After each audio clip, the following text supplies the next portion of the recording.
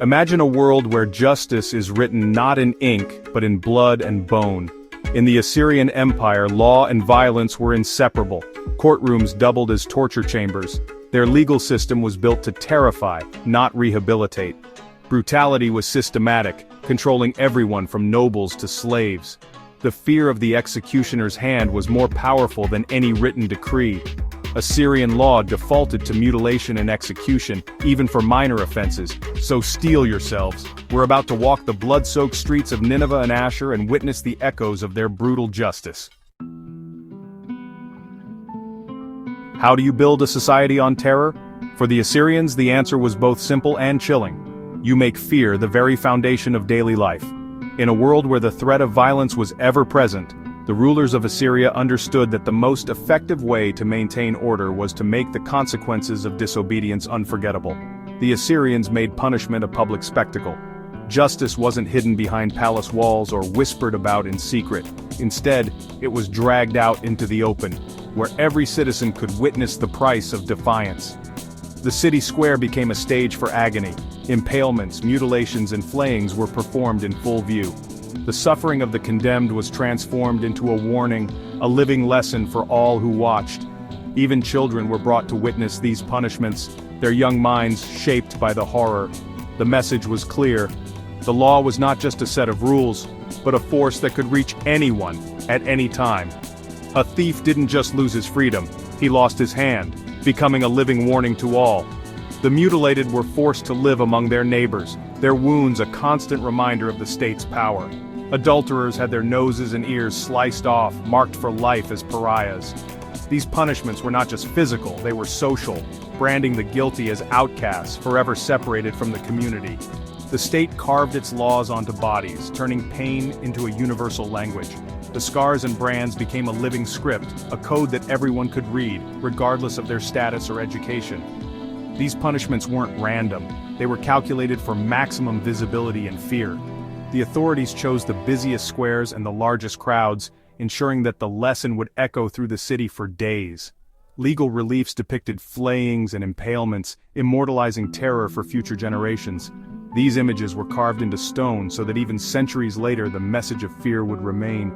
The law was communicated through mutilation, not words. Everyone understood a severed hand. In a society where literacy was rare, the body became the canvas for the state's warnings. Fear became omnipresent. The law was alive, hungry, and everywhere. It lurked in the shadows, in the eyes of the guards, and in the silence that followed every public execution. A single misstep could mean a fate worse than death. The people learned to police themselves, to watch their words and actions, knowing that the smallest infraction could bring ruin. The legal system was a weaponized bureaucracy of pain demanding absolute obedience. Scribes recorded every sentence and soldiers enforced every decree, ensuring that no one could escape the reach of the law. But this terror wasn't applied equally. The iron grip of the law squeezed hardest on the poor and powerless, while the elite often found ways to avoid the harshest penalties. The brutality you faced depended on your status and who you wronged. For some, a minor crime could mean mutilation. For others, the same act might be quietly forgiven. For the commoner, the threat was constant and public. Every day was a reminder that the law was watching, and mercy was rare. For the elite, the rules changed. Wealth and connections could buy leniency, turning justice into a privilege rather than a guarantee. The Assyrians engineered a society where pain was both a warning and a tool of control. The spectacle of suffering was as much about power as it was about justice. The message was clear: break the law, and your suffering will be legendary. The memory of your punishment would outlive you, haunting your family and neighbors. The spectacle of punishment kept the population in check, turning fear into the foundation of order. The rulers didn't just want obedience, they wanted submission, enforced by terror. In Assyria, justice was a performance, one you never wanted to star in. The empty platform was a constant threat, a stage waiting for its next victim. And this was just the beginning. The machinery of fear would only grow more complex, as the Assyrians perfected the art of ruling through terror. In ancient Assyria, justice was not blind. It was acutely aware of your place in society. Every law, every punishment was tailored to your rank, and the consequences of your actions depended entirely on who you were and who you wronged. For nobles the law was harsh but equal, at least among their own. If a noble harmed another noble, the punishment was an eye for an eye. Mutilation, loss of limb, or even death could be the price for injuring a peer. This was a brutal form of equality, a way to keep the powerful in check, at least within their own ranks. But the rules changed dramatically when a noble harmed someone of lower status. If a noble injured a commoner, the penalty was not physical pain, but a fine, measured in silver. The suffering of the lower classes could be bought off, their pain reduced to a transaction. In Assyria, the pain of the lower classes was convertible to silver. Their wounds could be weighed and measured, then compensated with coins. But the pain of the elite was sacred, untouchable by money. The law made it clear, the suffering of a noble was worth more than the suffering of a commoner, and for slaves, the law was even more merciless. Their suffering was not even considered a crime, it was a property dispute. If a slave was injured or killed, the matter was settled between owners, as if the slave were livestock or a broken tool. The humanity of the lowest was erased by the law. The law didn't just reflect the social pyramid, it reinforced it at every turn. Nobles stood above commoners and commoners above slaves. Every verdict, every punishment, reminded people of their place in the hierarchy. If a commoner dared to insult or harm a noble, the punishment was swift and horrific, whipping, mutilation, or worse.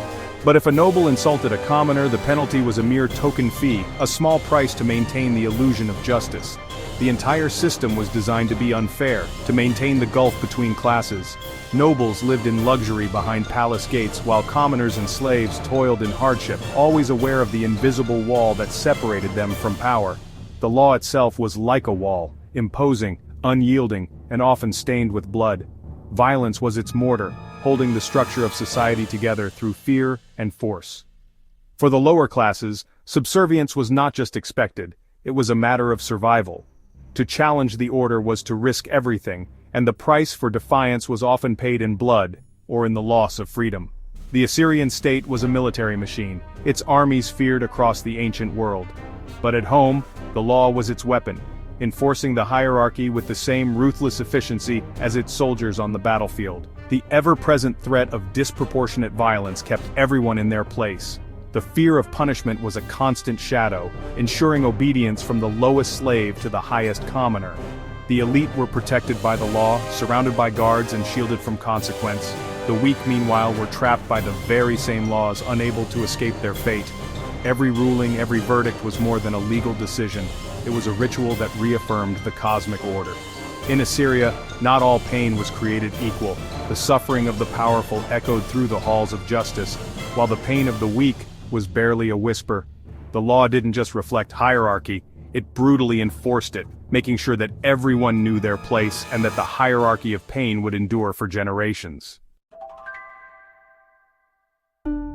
For women and slaves, Assyrian law was not just a set of rules, it was a cage, forged from the iron will of kings and the unyielding traditions of a brutal society. Every day these laws shaped the lives of those at the bottom, dictating not only what they could do, but who they could be. Both women and slaves were treated as property, their bodies and wills owned by men. Their value was measured in silver, their fates decided in the shadow of the palace and the home. They were bought, sold, and inherited, their lives exchanged like livestock or grain. Women's lives were dictated by fathers and husbands. Autonomy was punished with mutilation. A woman's every action was scrutinized, her freedom tightly controlled from childhood to old age. A wife leaving home without permission could have her ears cut off, a permanent mark of disobedience. This was not just a punishment but a warning to all women. Step outside the boundaries and your body would bear the consequences forever. Female sexuality was tightly controlled. Rape was a crime against a father's property, not the woman herself. The law saw her as an extension of her family's honor, her body a vessel for lineage and legacy, not her own. Adultery's punishment was at the husband's discretion, death, mutilation, or mercy. The fate of a woman accused of infidelity rested entirely in the hands of her husband, who could choose to forgive, to maim, or to kill. Slaves were even less protected. They had no rights of their own, and their suffering was invisible to the law unless it affected their owner's wealth. Insult a free person, and a slave could lose their tongue. Even a word out of place could mean a lifetime of silence, enforced by the knife. Runaways faced mutilation, Those who helped them suffered the same fate. The law hunted not just the desperate, but anyone who dared to show them mercy. Branding was common, marking slaves as less than human. The searing iron was a symbol of ownership, a scar that could never be erased, a daily reminder of their status. Killing a slave was a property loss, not murder. The owner was compensated, not the victim. The law did not recognize the humanity of the slave, only the economic loss to the master. The law's violence was structural, ensuring total domination of women and slaves. Every punishment, every threat was designed to reinforce the hierarchy and keep the powerless in their place. The household was the basic unit of society, ruled by the absolute authority of the male patriarch. His word was law, and his power was backed by the state and the gods. The economy depended on their unpaid labor, enforced by terror. Fields were tilled, homes were kept, and wealth was built on the backs of those who had no say. For women and slaves, the law was not a shield, it was the chain, the brand, the knife. It was a system that turned flesh and blood into tools of power, and suffering into order. And above all, fear of the gods loomed, adding a supernatural layer to their oppression. Divine wrath was invoked to justify every cruelty, making resistance not just illegal, but blasphemous. The legal system's cruelty was not incidental, it was essential to Assyrian order. Violence and fear were the glue that held society together, ensuring obedience through pain and terror. In Assyria, submission was survival. For those at the bottom, hope was a dangerous dream, and the only certainty was the weight of the chains, visible and invisible, that bound them to their fate. For the Assyrians, law was more than social order, it was cosmic order. Accusations of witchcraft or blasphemy invoked the gods' wrath. Trials by ordeal like the river test left fate to the divine float and your innocent sink and you're guilty. There was no appeal. The river's verdict was final. Religious crimes were punished with fire or impalement, purifying the community through spectacle. Burning alive was seen as cleansing. Impalement made the crime visible to the gods. These punishments were ritual acts, public exorcisms to ward off disaster. The king was both monarch and high priest, enforcing laws as divine will. Breaking the law was a sin, not just a crime. To question a verdict was to challenge the gods themselves. The fear of divine retribution made compliance absolute. Even minor offenses could be met with extreme brutality. Cosmic balance demanded it. The legal system was a machine of control, powered by pain and sanctified by the heavens. The executioner's axe and the impaler's stake were instruments of the gods. In Assyria, law and religion fused into a single, terrifying force. Step back from Assyria, and the picture is chillingly clear. Violence was the language of law, from the public square to the private home. The law was a hammer for the strong, crushing dissent and forging an empire of fear. This system maintained order, but at a terrible human cost. The legacy of Assyria is a warning.